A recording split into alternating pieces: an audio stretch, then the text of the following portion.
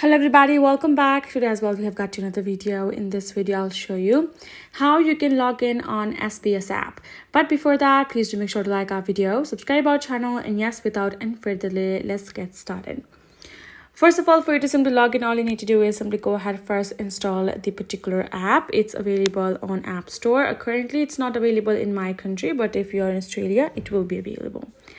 Go ahead, open it up, and once you go ahead open the app up, this is how the interface gonna look like for you to sign in. First of all you need to go ahead, add in your email address that you used while signing up. Add in your particular email address, add in the password, tap on sign in, and you're good to go. If you have forgotten your password, then you can tap on forgot password. It will simply request you for your email for verification. Then it will send you a security code.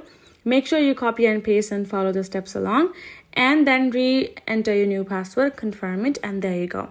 That's how you will be able to do it. So hope this video helped. Thank you so much for watching, and I will see you guys in our next video.